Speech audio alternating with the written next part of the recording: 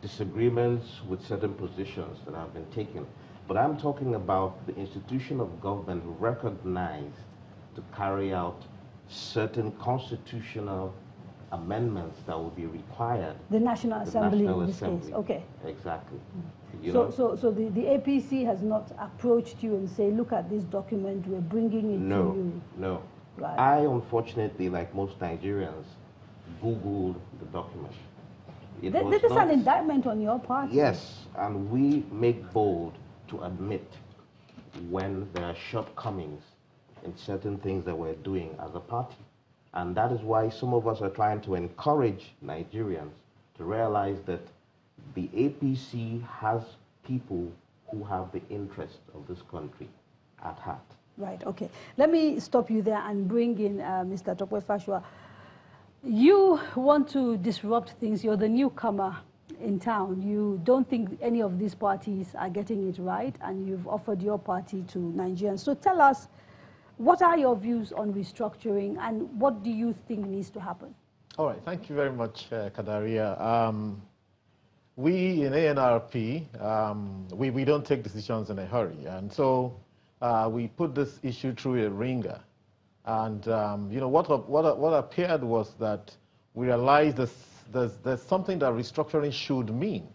And so that's where we actually pitched our tent.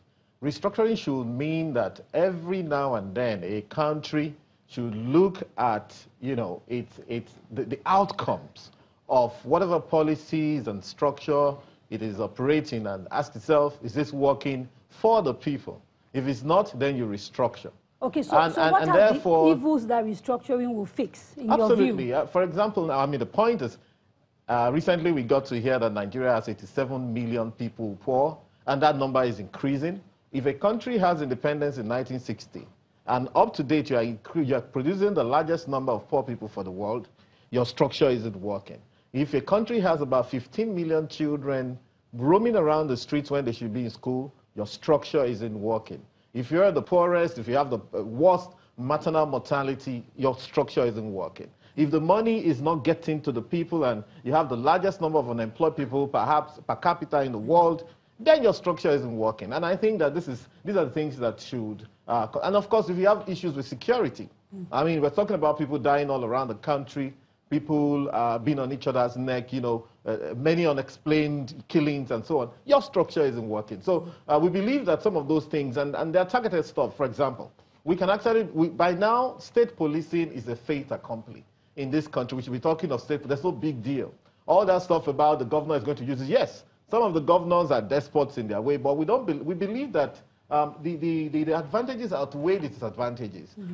By now, we should be talking of, with due respect to the senator and the member of the House of Rep, we should be talking about part-time legislation, because the 138 billion that they're budgeting for themselves is part of what is weighing us down. It's not the only thing, So those are some of the things that we believe that we should begin to look at right now. And I think that it's only obvious that when you have this kind of problems that we have, you have to look at what's going on and then let me bring in the thinkers, the people who believe that you need to apply a little bit of intellect to these problems. What are your thoughts on restructuring? I belong to the Voice of Reason, a think tank of professionals, about 90 of us.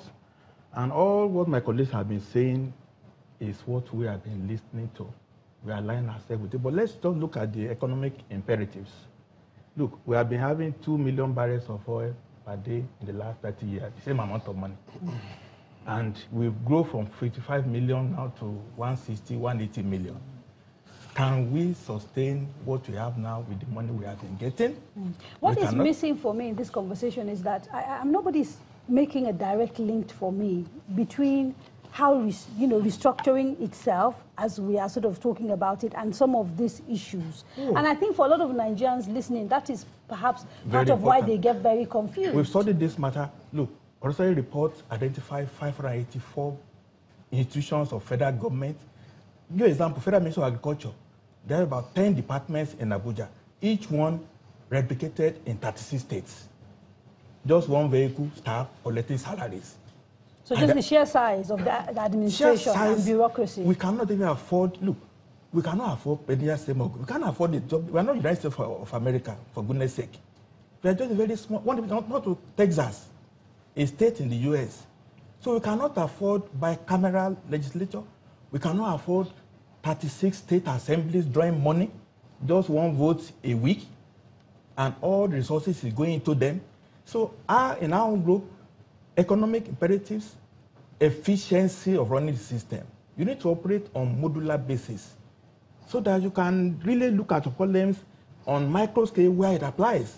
On the macro scale, maybe foreign affairs, maybe external security, maybe passports. Yes, but you are in Arobisogu, and why somebody in Abuja take about how you're going to plant maize? What is his business? And you now have 36 multiplied by 8 departments in agriculture, Ministry of Works. Look, in Ministry of Works, there are up to 400 architects doing nothing.